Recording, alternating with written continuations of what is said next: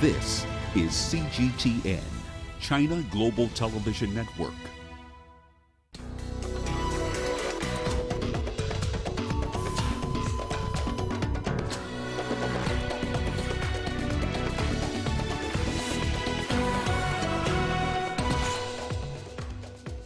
Last-minute deal spares Nigeria a nationwide strike over petrol and power prices. India's coronavirus infections rise above 6 million cases.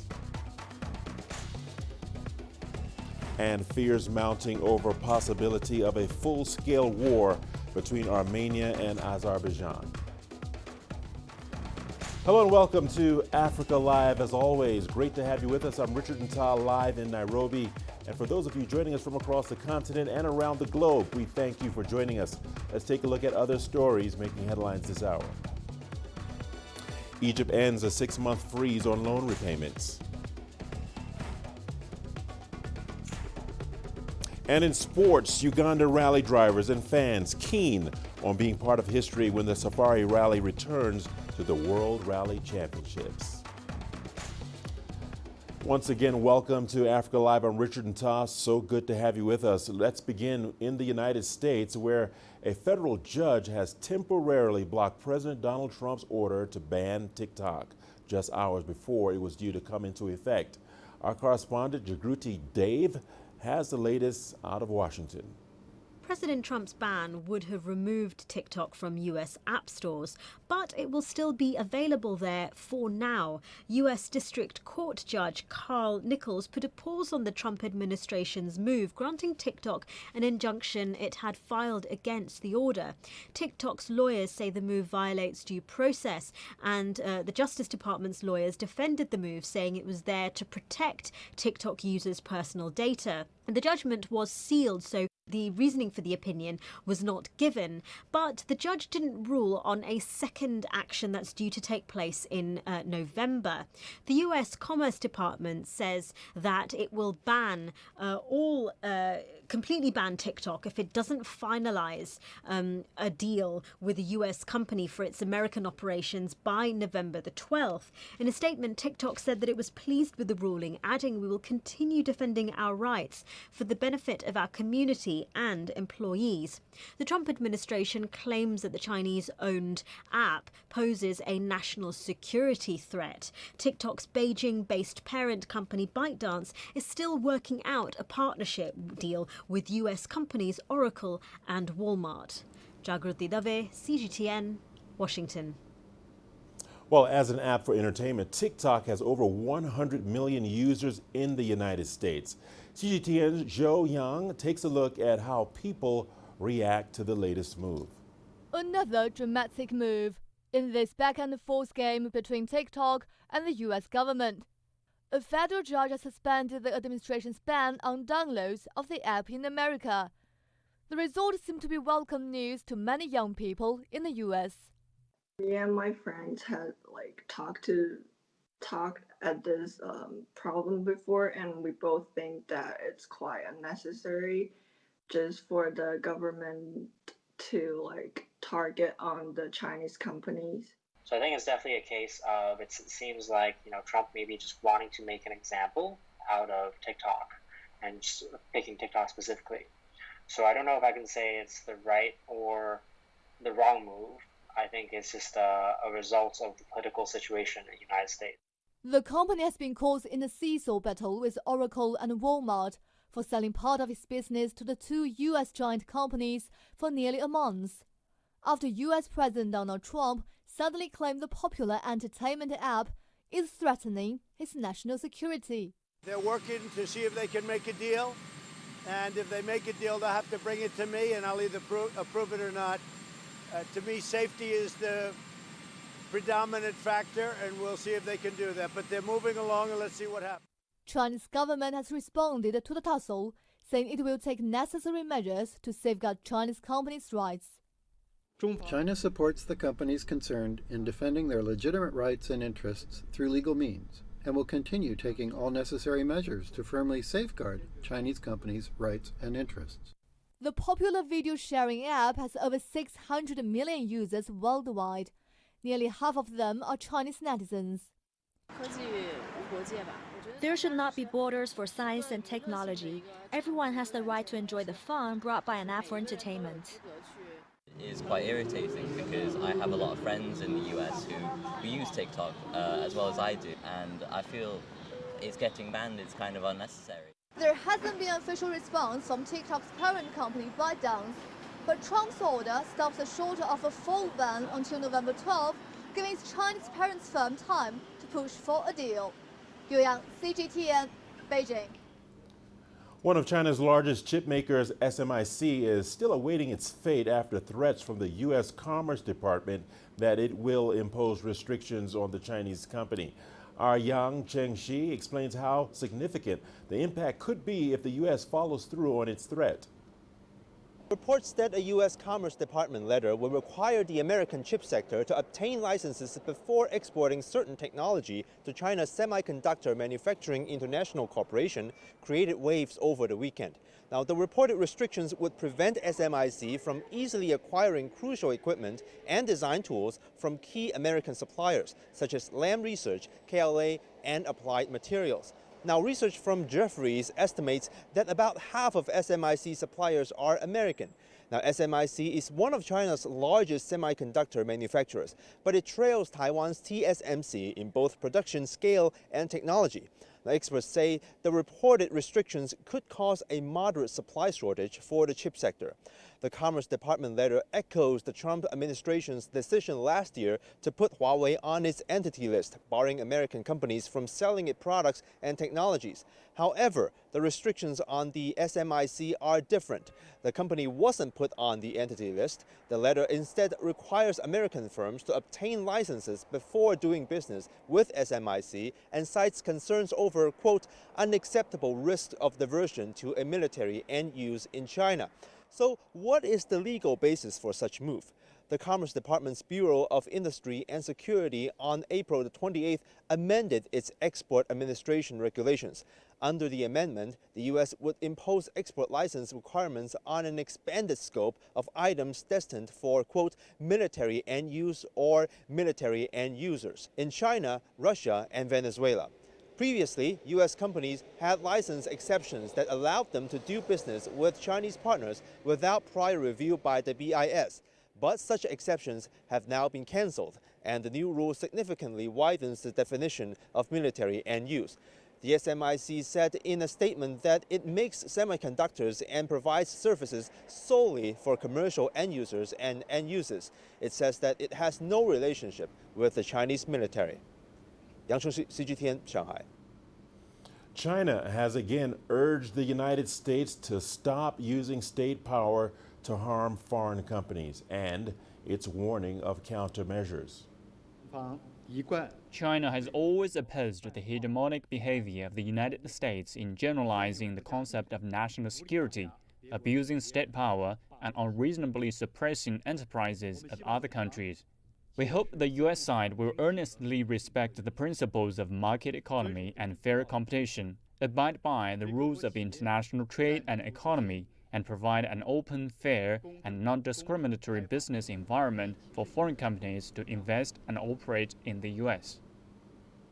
Well, on to Nigeria now, where a planned nationwide strike over electricity and petrol prices has been called off. The move follows consultations between Nigeria's federal government and the Nigerian Labor Congress.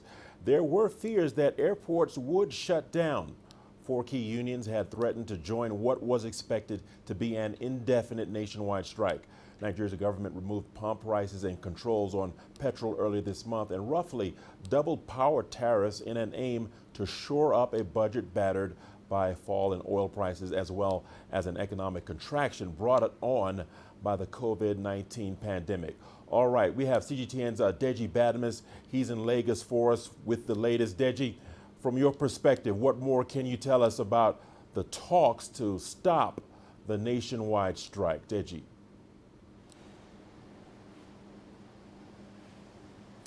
Well, Richard, the talks actually lasted till the early hours of this morning, and somehow both sides were able to reach an agreement, and that's the reason why the labor unions have now called off the strike. Now, part of the agreement is that they actually threatened to go on strike for two basic issues: the increase in electricity tariff and, of course, the removal of petrol subsidies. Somehow, the labor union saw the reason. They saw the sense in the removal of petrol subsidy, but on the issue of electricity tariff, they insisted that it had to be reversed. But at the end of the day, they were able to reach an agreement to suspend the implementation of the new tariff. A committee has been set up. That committee comprises both labor and government officials. Now, the committee would meet for the next 2 weeks. So for the next 2 weeks now, the new tariff would not be applied. The committee is expected to look at the justification for the new tariff and then look at some of the problems hindering the metering of electricity users in this country and come up with a solution. Now, on the removal of petrol subsidy, well, the unions have accepted that, but based on certain conditions, they've asked the federal government, for instance, to provide funding for at least 240,000 workers to enable them access these funds now and go into agricultural ventures. They've also asked the government to provide 133 mass transit buses immediately now so as to cushion the effects in the high cost now of transportation. They've also asked that the government must fix the 4 refineries in the country within the next 1 year. So, and another thing that they agreed with the government to do is that the government should also not tax the minimum wage. So they want the government to remove taxes now on the minimum wage that workers collect. So these and part of other things they've all agreed on, and the government has also committed to doing all of that. And that's the reason why the strike has now been called off. So that committee on electricity will meet over the next 2 weeks and come up with a final solution on what to do with the electricity tariff. Richard? All right, Deji, that sounds like good news. Thank you for bringing all of that there to light. But let's talk about the citizens. How have the citizens reacted to the suspension of the strike? From your perspective, how do you see it?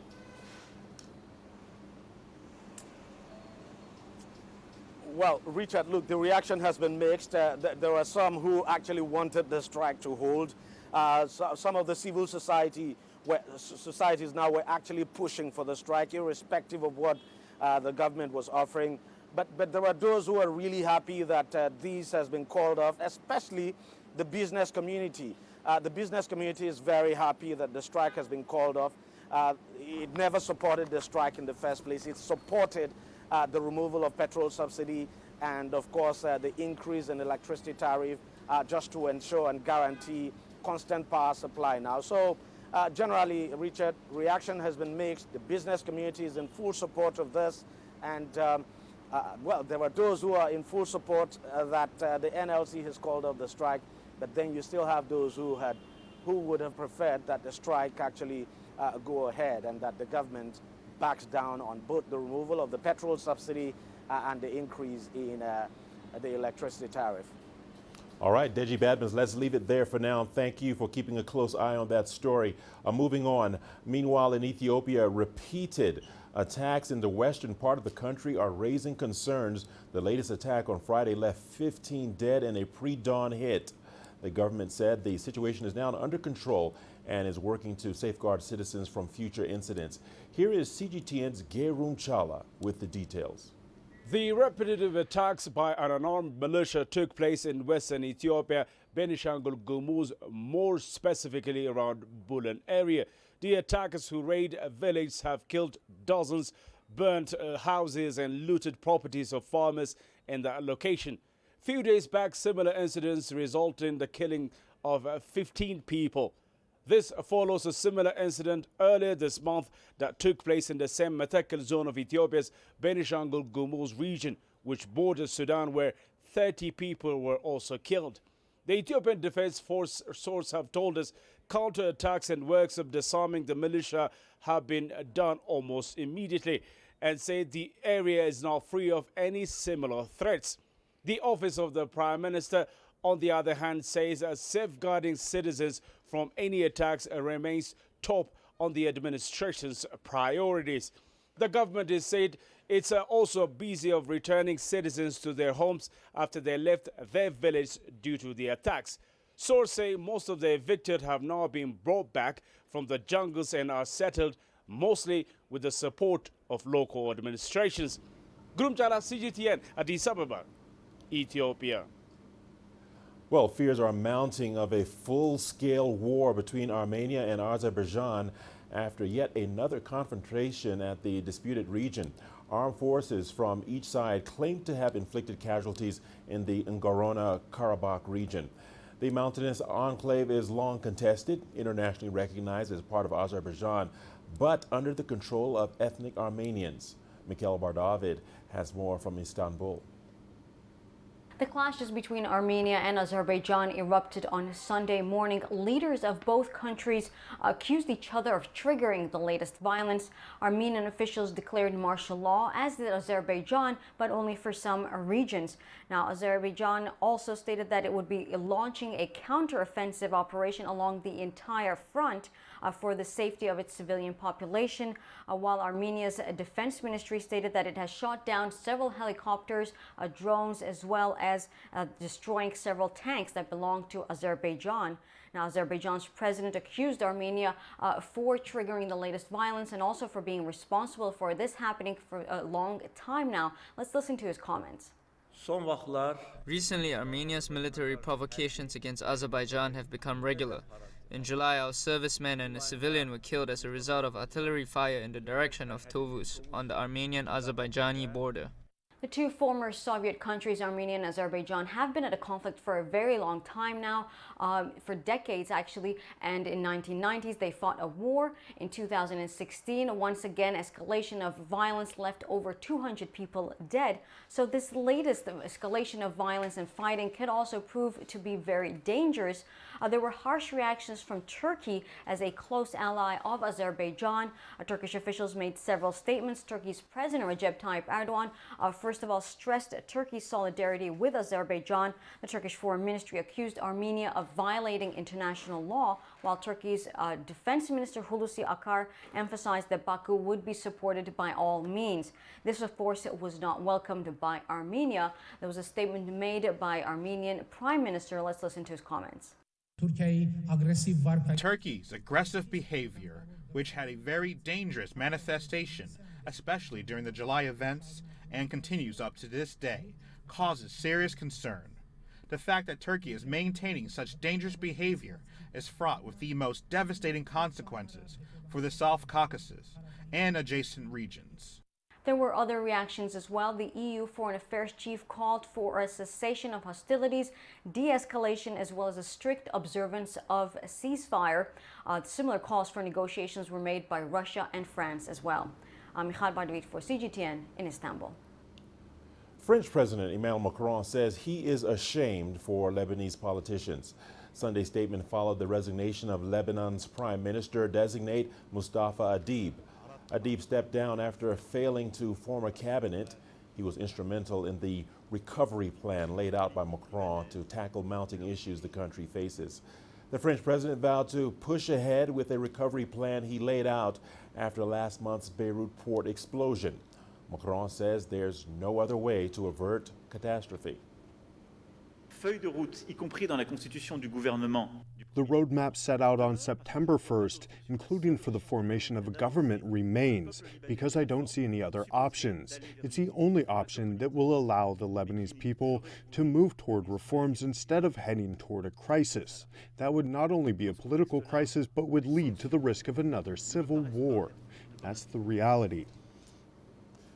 The news continues on Africa Live. We will see you on the other side of the break with more news stories. Here's a look at what's ahead.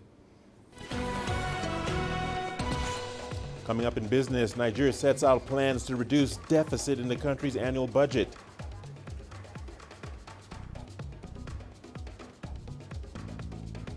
And Egypt ends a 6-month freeze on loan repayments.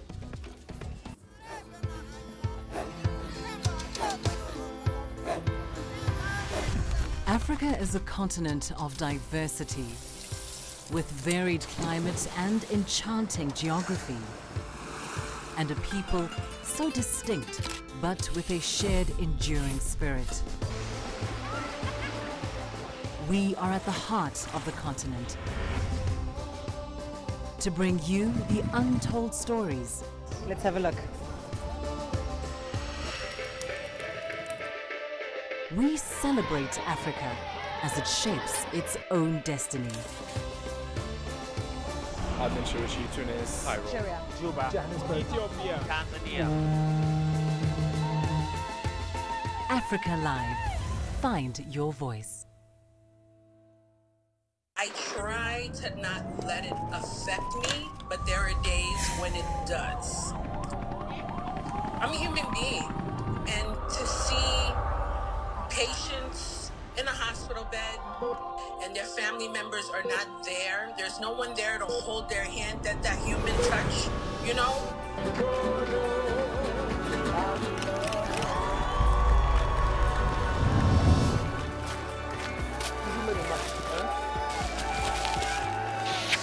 I just hope everyone can remember that the situation is not permanent and that everything will get better eventually.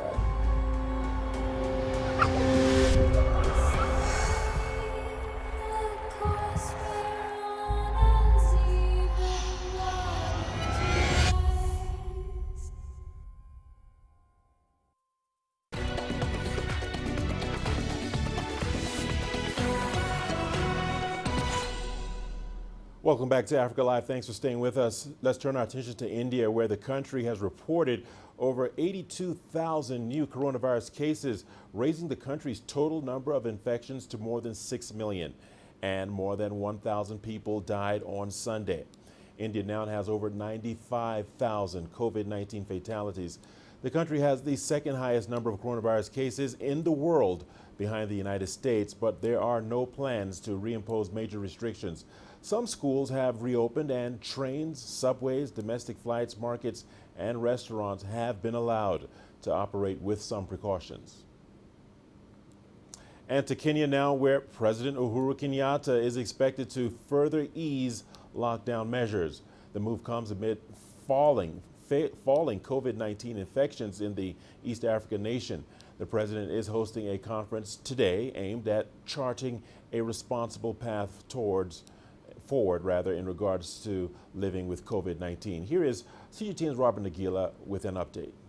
More than 6 months after the government imposed restrictions to control the spread of COVID-19, President Uhuru Kenyatta is expected to further ease measures put in place when the country recorded its first case in March. The president's expected to make the announcement Monday after hosting a key conference on the pandemic. So far, more than 37,000 cases have been recorded and more than 24,000 recoveries. In recent weeks, the country's registered a sharp drop in the number of infections reported. The government says this is due to a reduced testing capacity due to a scarcity of testing equipment globally. There's been mounting pressure to kickstart the country's ailing economy after months of restrictions have devastated key industries, with close to 2 million Kenyans out of work. Borders have been reopened and places of worship allowed to operate, but under strict health guidelines. Pubs and clubs remain closed, with a daily dusk-to-dawn curfew in place. A phased reopening of schools is set to begin in October. Meanwhile, a probe ordered by the president into the alleged misuse of millions of dollars meant for COVID-19 medical supplies is complete, and several government officials and business owners are due in court this week to answer to charges of corruption. Robert Nagila, CGTN, Nairobi, Kenya. Well, Monday marks the World News Day as most of the globe shelters in place to keep safe from the coronavirus. The news reporters have been rushing out to bring much needed news and information about the pandemic to the world. Ironically, the pandemic has also caused massive losses of jobs in newsrooms, and some media outlets have even had to shut down due to lack of advertising revenue. Now, most of the media outlets in the African continent have been shaken by economic shutdowns. On this World News Day, let's see how the situation is, and for this, we are joined live by Churchill Otieno, the chairman of the Kenya's Editors Guild.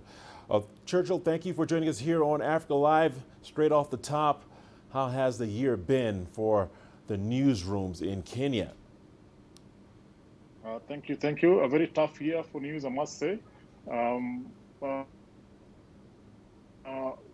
when it did land in Kenya back in March, not too many of us knew exactly what it would mean, both for the public and for ourselves in the media.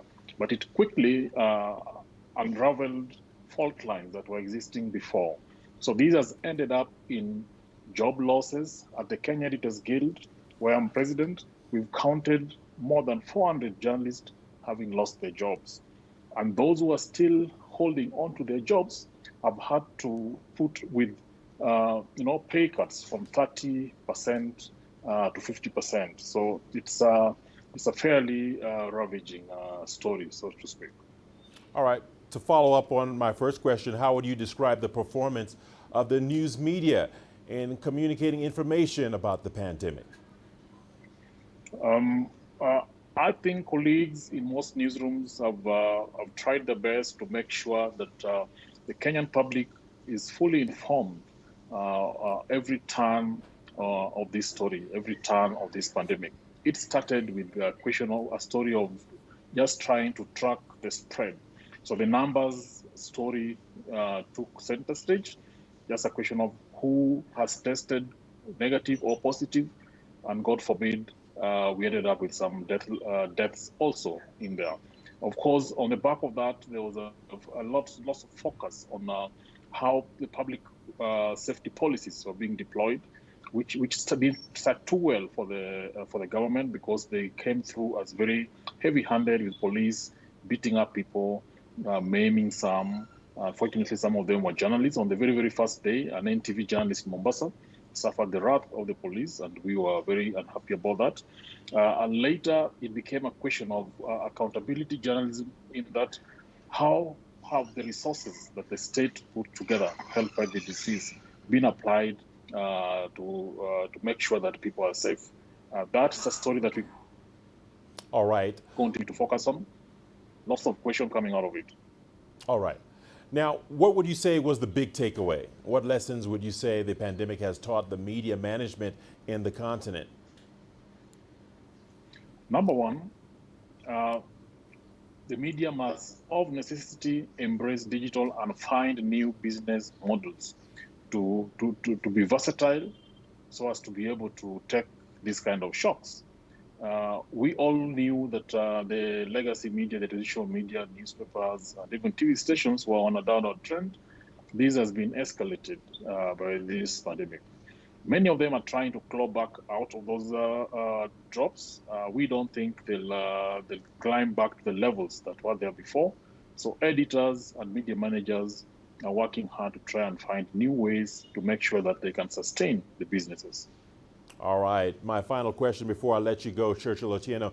A reminder, it is also the International Day of Universal Access to Information. Where would you say we are as a continent on this front? New requirements. Many of the African states and the nations are fighting to make sure that reliable information can get to most of their populations. And we know that the journalist is a fellow who sits in the place of pride for this, because today technology enables almost everybody to be able to publish their ideas, but many of those ideas come with problems, which only journalists can first check, can verify, and deliver to the public. A lot of newsrooms are trying to adapt to these new ways to make sure that we get truthful, reliable stories to the people, so that they can help make decisions around their life. All right, Churchill Otieno, let's leave it there for now. Thank you for speaking to us. That's Churchill Otieno, president of Kenya's Editors Guild. Thank you so much. Let's turn our attention now to Sudan, where hundreds of exiles have been streaming in from around the world to Sudan since last year. The returnees say they are looking to help rebuild the country as it emerges from 3 decades of autocratic rule. Chao Ngono brings us the story of some of these returnees. Sudan's economy has been in crisis. After long years of civil war under Omar al-Bashir's rule, U.S. sanctions, and the 2011 secession of the oil-rich South. But many Sudanese saw the ouster of Bashir in April 2019 as a new beginning for the country.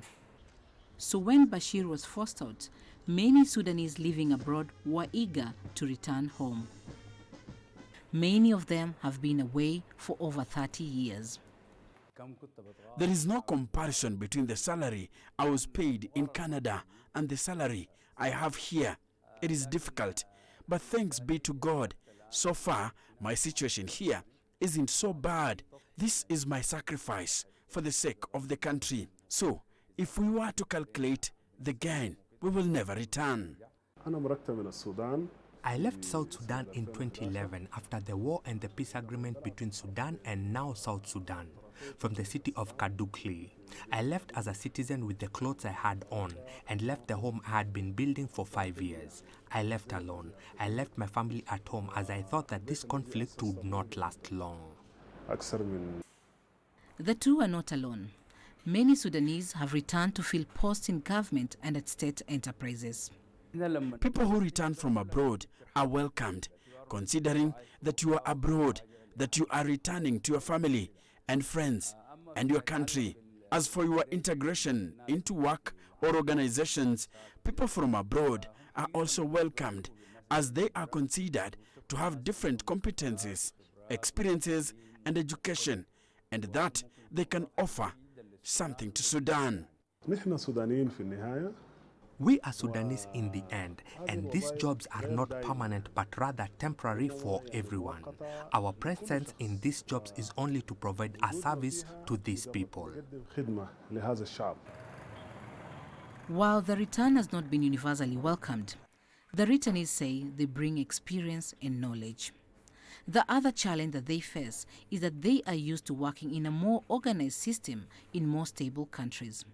That's not always the case in Sudan. The returnees are, however, confident that they will survive the transition. Chaumhono, CGTN. This is Africa Live. More news coming your way. Don't go away. Stay tuned. Africa is the nexus of enterprise, and global business will tell you why it matters. From the mega investment projects to multi-billion-dollar mergers and acquisitions. Africa today collects, just in terms of revenues from taxes alone, $545 billion a year. If you take 10% of that and you devote it to the energy sector, problem solved. All this on Global Business, weekdays at this time on CGTN.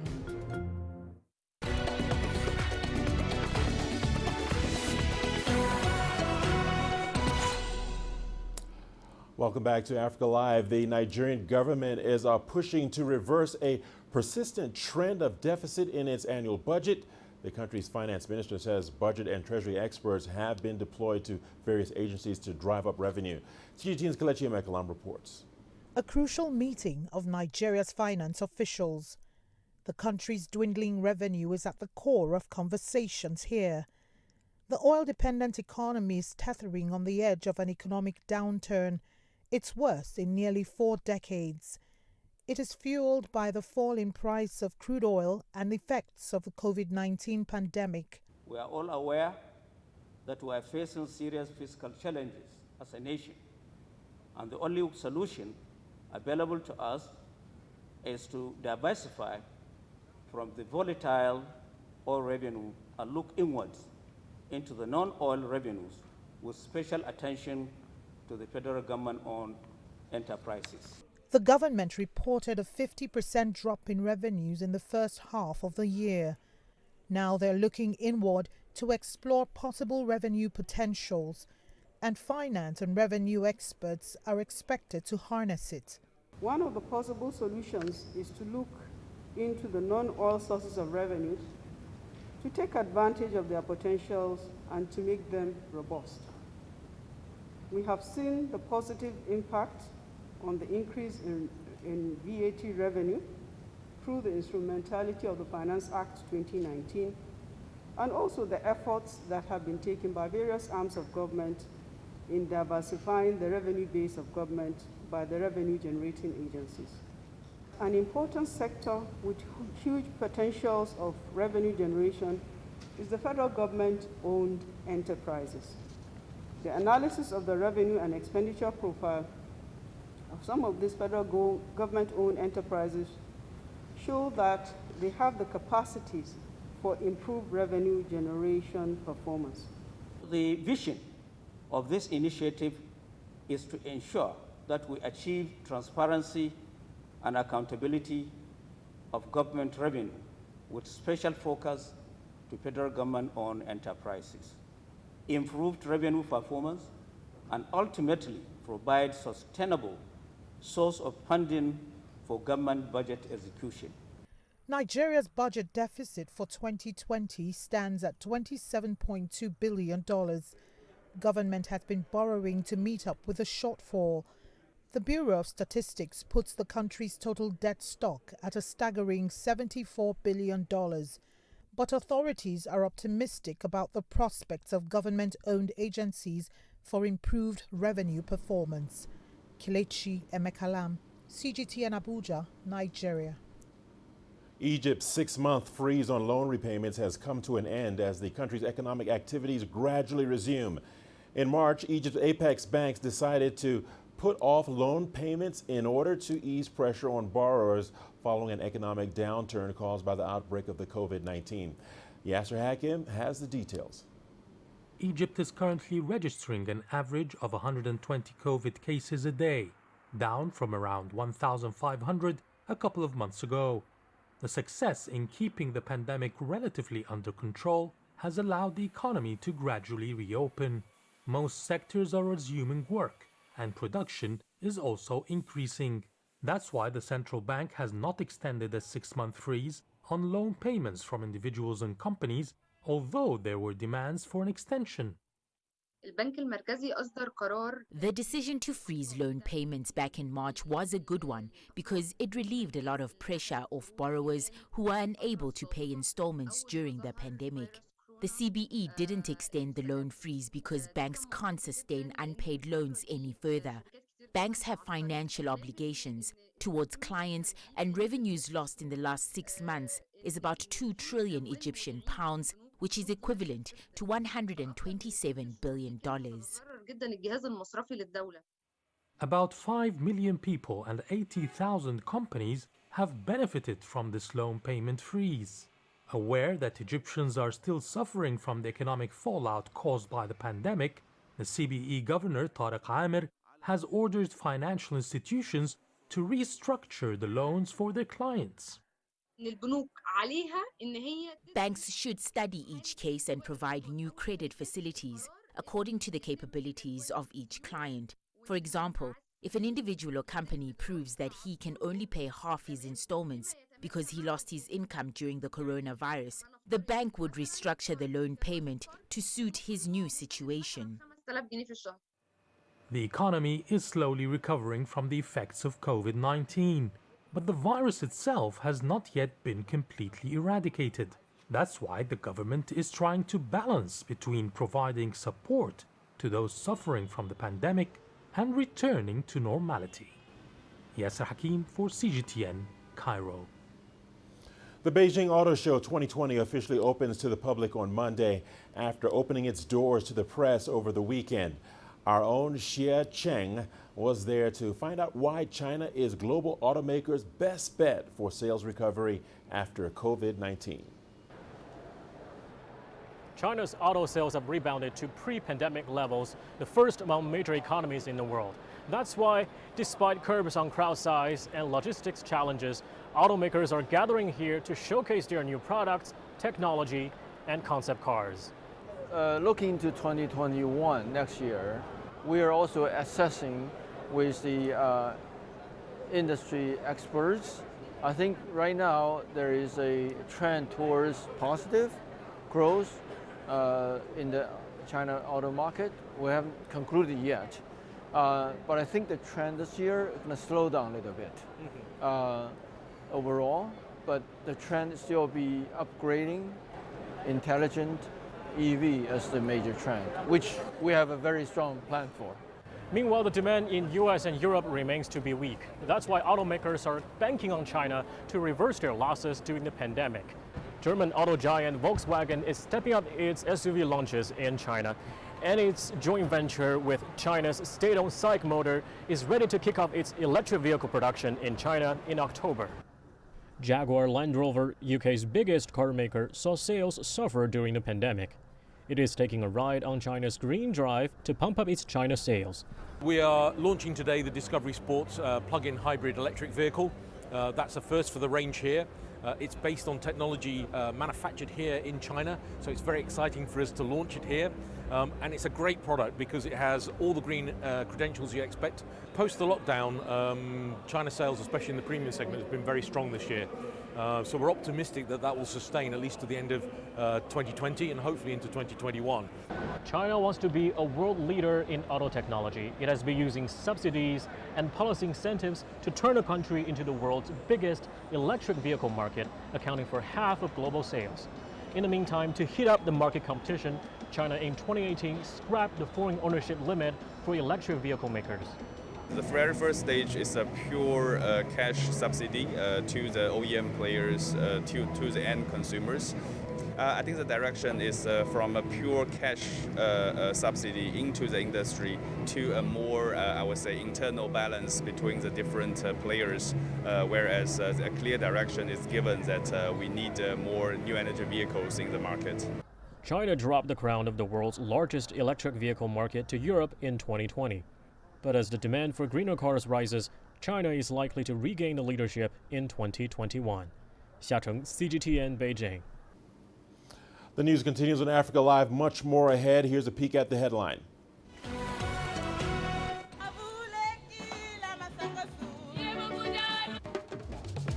Senegalese musicians plead with the country's president to allow musicians return to work amid COVID-19. The greatest journeys, the greatest sights, the greatest adventures. Here in Kanata, this weir allows the locals to walk on water. We're far more than just TV news. We're your passport to the wonders of Africa. To bring you stories of struggle, survival and hope.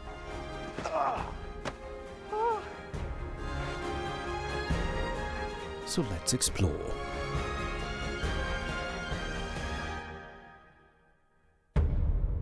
CGTN. See the difference.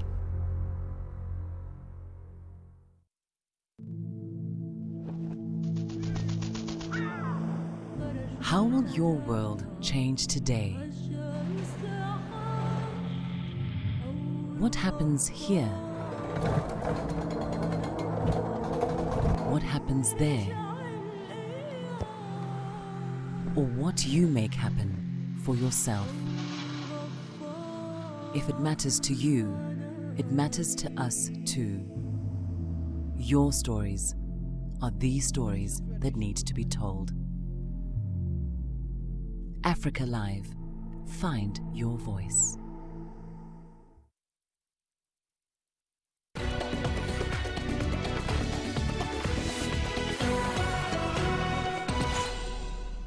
Welcome back. Thanks for sticking with us. In South Africa, this year's annual Hermanus Whale Festival will, for the first time, not be taking place due to the COVID-19 pandemic. Every year, the small seaside town becomes a beehive of activity as tourists from around the world descend there to witness the arrival of the whales. This year, the migration has become a somber affair with an economic impact that is already being felt. Here's CGTN's Travers Andrews with more on that story. It's the only eco-marine festival in South Africa. And every year the Hermanus Whale Festival promises some of the best land-based whale watching in the world. And it never disappoints. This year though, the whales have arrived to a different reception. The Whale Festival has been cancelled due to COVID-19. And with the borders still closed, there are no tourists in sight. With restrictions on gatherings, the organizers had no choice but to shelve the plans to host a popular festival. And the biggest loser is the local economy. We couldn't have it this year. The Whale Festival is just too big over the amount of days that it's spread over.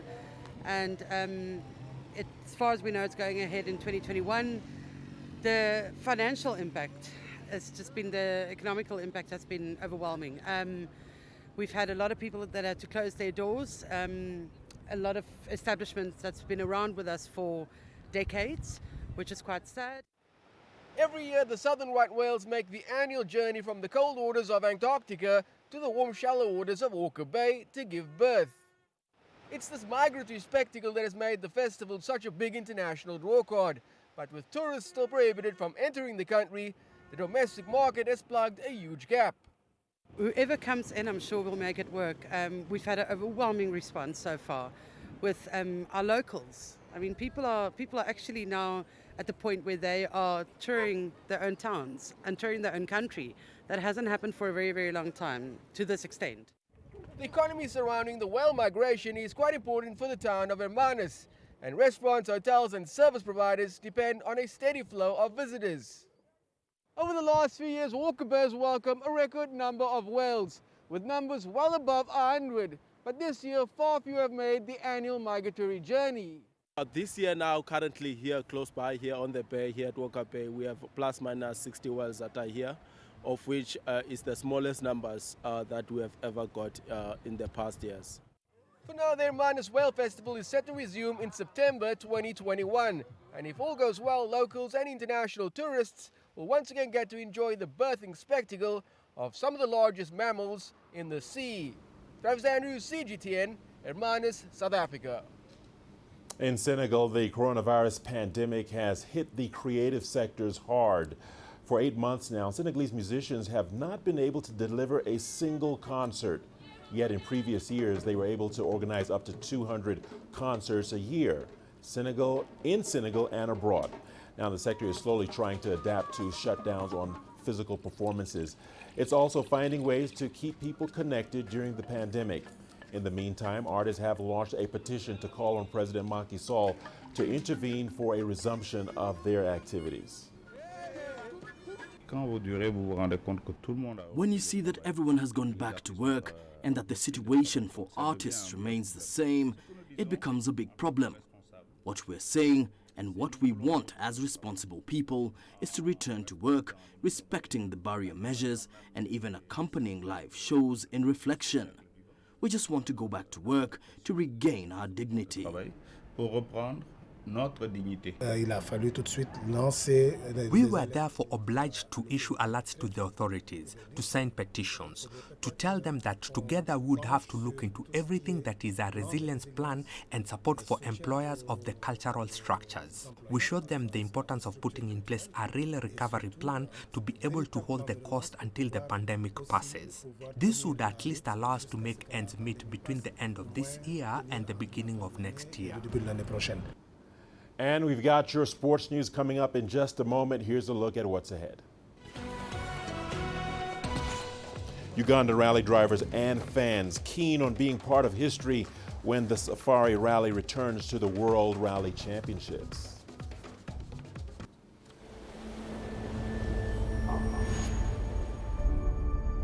How would you create your legend? On the fields, on the tracks, in the arenas of Africa. Were you born to be a player? Could this moment be yours?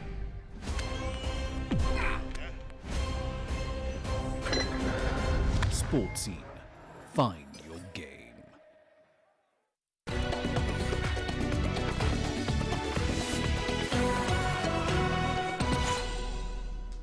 Welcome into Sport on Africa Live. Uganda rally drivers and fans have been part of the Safari Rally's rich history, even during its long hiatus from the World Rally Championships. Now, the return of the historic event to the global roster has cranked up the excitement, as CGTN's Leon Sienga reports from Kampala. Another day of practice for Ronald Semuguzi. The three-time National Rally champion had set his sights on winning this year's national title before all sports activities in Uganda were suspended. He also had plans of being part of Africa's biggest rally event, the Safari Rally in Kenya. My biggest dream is to take part in the World Rally event. I was ready for this year, and if I have the finances, I'm sure I will participate. The Safari Rally was last held as a wild event in 2002. It was, however, scheduled for a proper return this year.